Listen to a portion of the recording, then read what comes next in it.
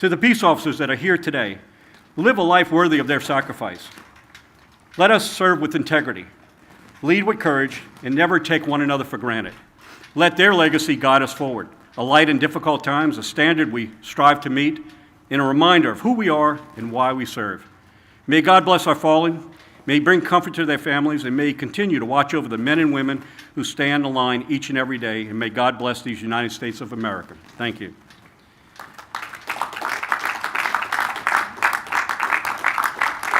I now ask Glenda Lehman, National President of the Fraternal Order Police Auxiliary, to welcome you to this memorial service. Glenda, thank you. Good afternoon, Vice President Vance, distinguished guests, and members of the law enforcement community. Thank you for gathering here at the United States Capitol for this 45th Annual National Peace Officers Memorial Service. In 1962, when President John F. Kennedy designated May 15th as Peace Officers Memorial Day and this week as National Police Week, it was for the purpose for us to take time each year for our nation to pause, to reflect, and to honor those who gave their lives in the line of duty. Today, we will honor at this service 191 brave men and women. I am humbled to stand here in the presence of their families, families who have endured the unimaginable, co-workers who have carried on with courage, and of communities who have forever changed by the loss of those who served. To you, their families and their friends, and the colleagues of the officers we honor today, thank you for being here. We know that this is not an easy day. We know that you carry a weight that words can never fully lift. To each survivor, we offer not only our deepest condolences for your enduring commitment to remember the heroes whose names are etched into our nation's history. We hope that you feel the embrace of a grateful nation as well as the support of all who stand with you today. We gather with solemn purpose. The officers we honor gave their lives in service to others. They ran towards danger so others could be safe. They upheld the oath that they swore with integrity, with compassion, and with unwavering resolve. Their sacrifice is a debt that we can never fully repay, but we can ensure that their legacy lives on in our words, in our actions, and in the way that we care for those that they loved. As we begin today's service, may you find strength in one another, comfort in shared remembrances, and hope in the example that these fallen heroes leave behind. Know that your loved ones have left a mark on our country and on our hearts, and their lives remind us that courage is not the absence of fear, but the triumph of duty, of honor, and love for community. To those who continue to serve, we support you.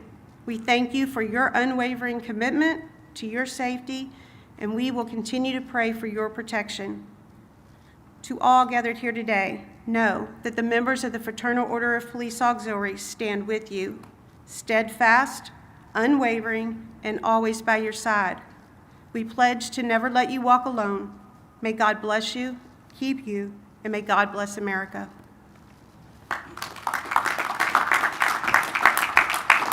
Thank you, President Lehman. Please join me in welcoming country music artist Thomas Mack, who will perform Fighting for America.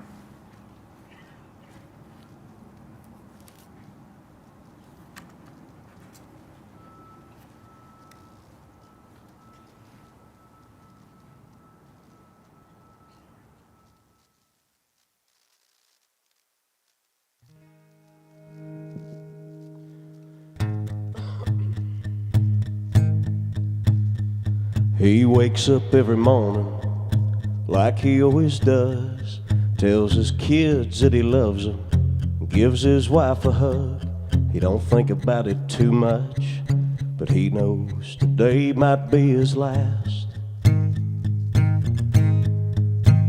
But he just buttons up his shirt and clips on his badge. He's running toward the fire, looking down the barrel of a gun, risking everything he has, so his daughter and his son might have a chance to see a world without all this hate. But another villain's born for every person that he saves. Don't that sound great? Just another day fighting for America. She's up before the sun, lacing up them boots. She'd love to call back home, but she moves when they say move. And she sends up a prayer to God that this'll be her last time. But she just closes up her Bible and falls in line. She's running toward the fire, looking down the barrel of a gun, risking everything she has, so her daughter and her son might have a chance to see a world without all this hate. But another flag gets burned for every person that she saves. Don't that sound brave? Just another day fighting for America.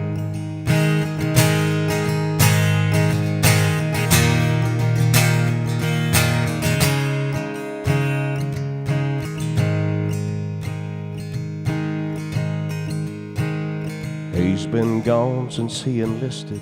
It's been such a long time. He finally made it home, and his mom and daddy cried, but they don't hold him close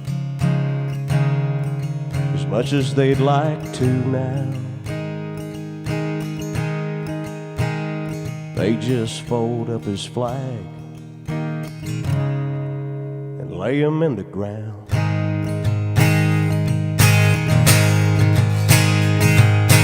He ran toward the fire, looking down the barrel of a gun. He gave everything he had, so your daughters and your sons might have a chance to see a world without all this hate. And he never asked for nothing, not even a little thanks. Don't that sound great? Just another day fighting for America. Something's gotta change before it's too late to fight for America.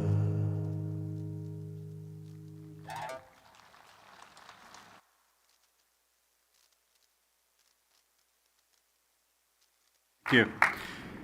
You know, some songs are sung and some speak to you, and I think that's a very appropriate song for today. Thank you. The memories of our loved ones they never leave us. In these difficult days ahead, those memories become our strength, helping us face tomorrow and the next day and the day after that. At this solemn service, it is my distinct honor to welcome our keynote speaker, the Vice President of the United States, J.D. Vance. Mr. Vice President, on behalf of our members and our surviving families and the entire law enforcement community, thank you not only for being here today, joining us as we honor our fallen, but for the support and appreciation shown to America's law enforcement by President Trump and yourself each and every day. Ladies and gentlemen, please join me in welcoming the Vice President of the United States, J.D. Vance.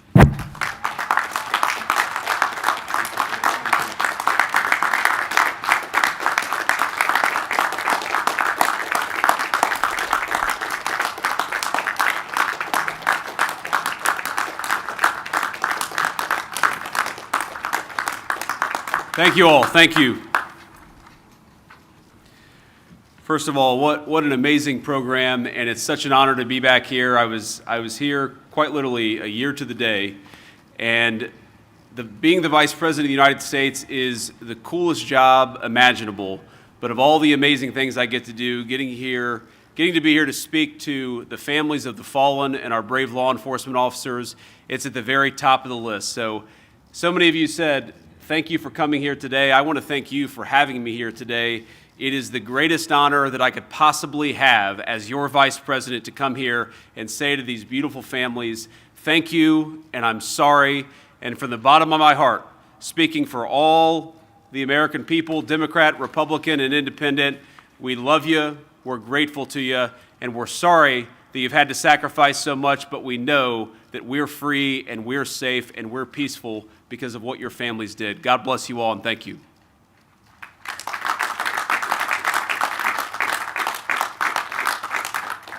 Before I get into the meat of my remarks, I want to briefly express my gratitude to the men and women who've made this particular event possible.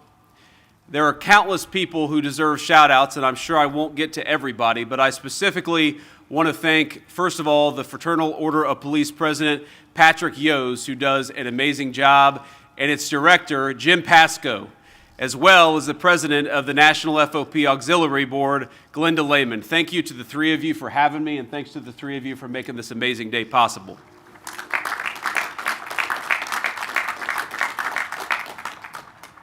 And I told Patrick, I said to the FOP president that I would come back next year, but only if he sings the national anthem next time. So we want to see how many talents Patrick has here.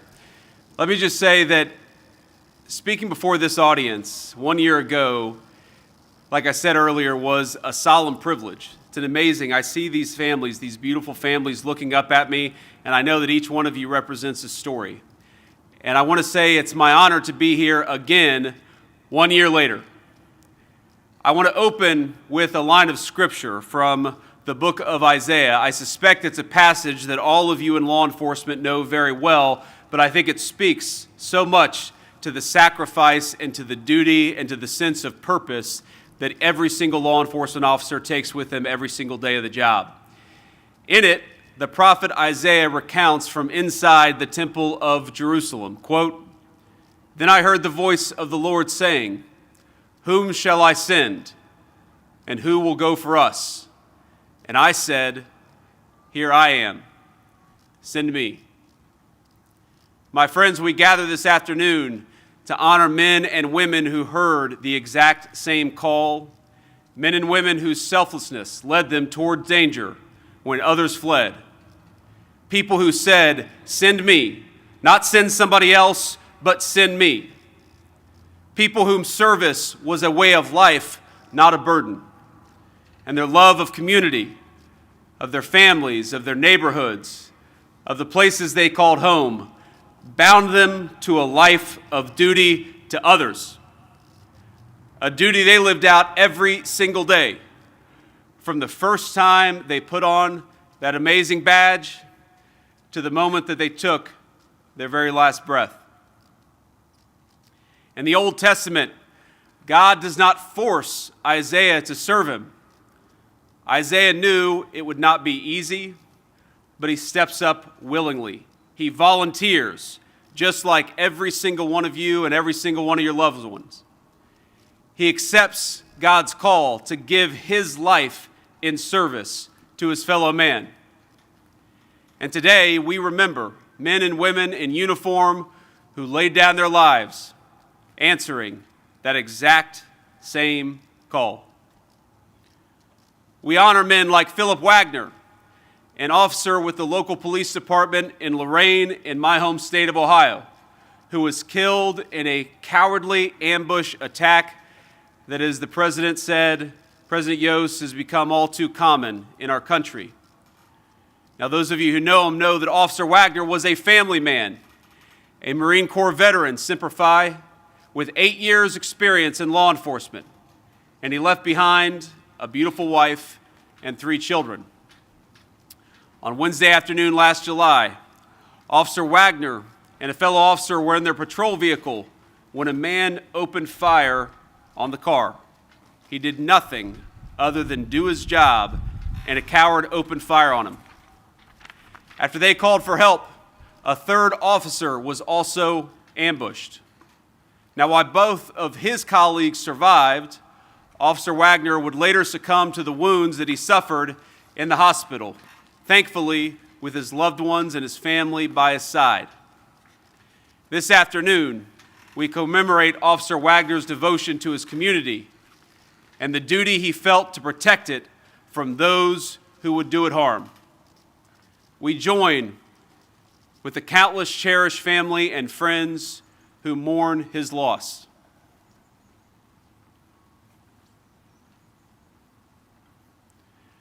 Today we also honor heroes like Officer Suzanne O, a 5-year veteran of the Maui County Police Department.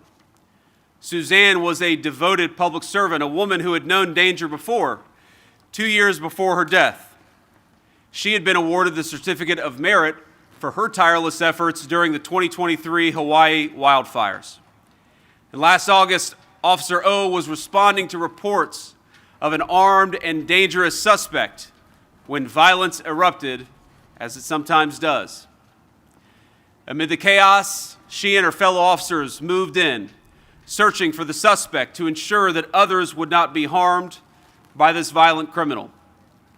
And Officer O was mortally wounded while protecting her community, laying down her life in defense of the people that she loved and served every single day.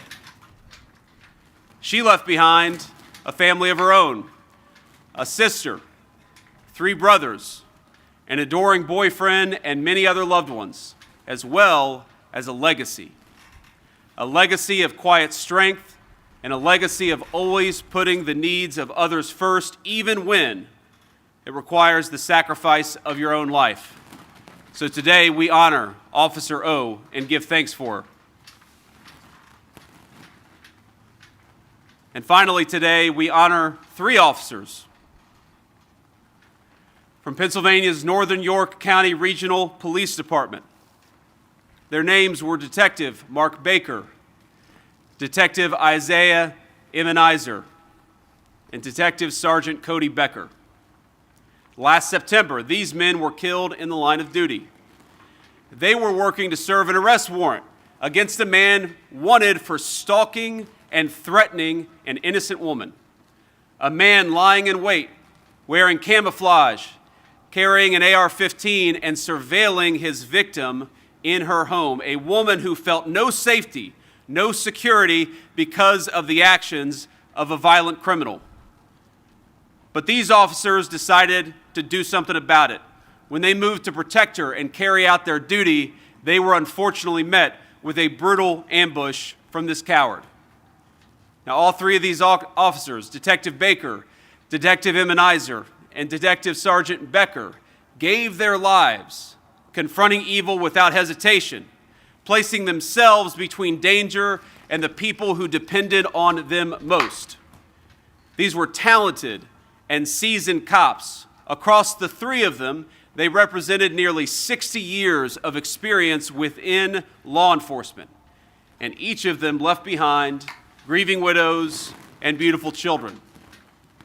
Today, we pray for all 5 of these law enforcement officers and for the many others we honor this afternoon. Now, I know I don't have time here to go through every single law enforcement officer that we've lost in the past year. We cannot tell every single story of every single family and of every single instance of brave sacrifice. But when I look at these white chairs here in the front rows, what I see is dozens of stories, dozens of brave people, dozens of family members, dozens of husbands and fathers, of moms, of wives, of people who loved their families, but also loved the peace that exists in our community. And they loved it so much, they were willing to lay down their life to protect it. So I want each of you to know, from the President, from the Vice President, from the entire administration, from a grateful nation, I see you. I recognize that each and every one of you lost something that we cannot possibly ever repay. But I want you to know from the entire United States of America, from our fellow citizens and the family member of all American people, we love you, we're thankful for you, we're sorry for what you sacrificed, but we will never forget what your officer laid down. And every day, we have something that we can do. We can't repay the sacrifice, but we can honor that sacrifice by making this country safer and stronger and more secure for the people that they serve, by living up to what they sacrificed their lives for. In the Trump administration, we have made progress in ending the epidemic of senseless violence against our men and women in uniform. Now, we can't ever forget that a single officer lost in the line of duty is too much. But just as we mourn the officers we lost, we celebrate the fact that in 2025, I am proud to say that the deaths of on-duty law enforcement reached their lowest level in 80 years in the United States of America. And that milestone comes amid a nationwide decline. Thank you.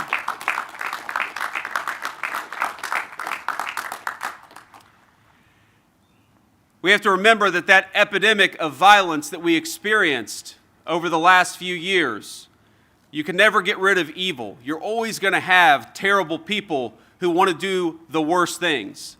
But allowing so many of those people free rein, allowing so many of them to strike at our law enforcement officers, ladies and gentlemen, that was a policy choice.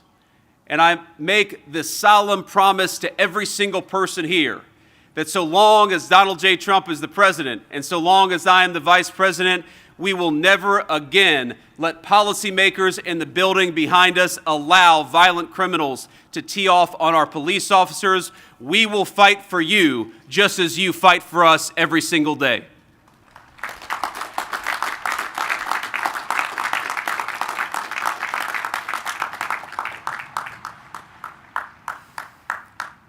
Part of the reason we've seen that decline in violence is because, working with all of you, we've crushed the criminal cartels and halted the tide of narcotics and migrant crime flooding across our borders, because we knew that so much of the violence in our communities, so much of the violence that you were dealing with every single day was coming across that wide open border. So last year, we celebrated another important milestone, that the murder rate in the United States of America fell to its lowest in 125 years, marking the largest single drop in recorded history in the United States of America.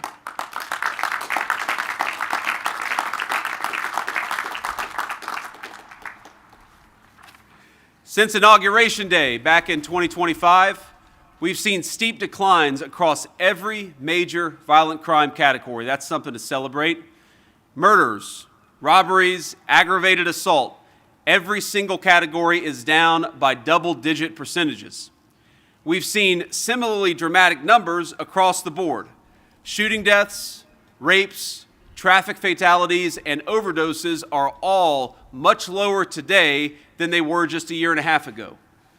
But I think most important is not the numbers, it's the attitude shift that we've seen. We've shifted attitudes across our society when it comes to dealing with, and most importantly, honoring our law enforcement community. We stopped handcuffing the police and started handcuffing more violent criminals. We've restored a culture that supports, not second guesses, our officers when they go out and do their important work. We've ended the shameful practice of micromanagement of state and local police started by the last administration. 1 week after I spoke before this audience last year, President Trump dropped a series of lawsuits from the Biden administration that wrongfully accused all of you of discrimination and accused your departments of discrimination.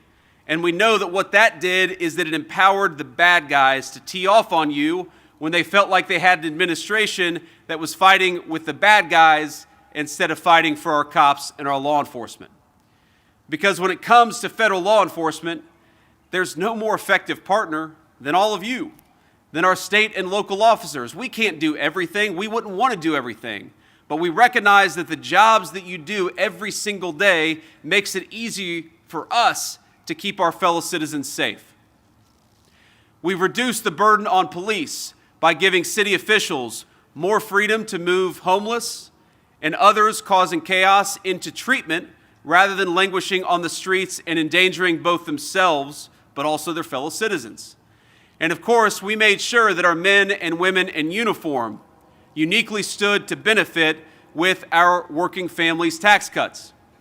We fulfilled a campaign promise to end taxes on overtime because we know that so many of our law enforcement officers are working a lot of overtime.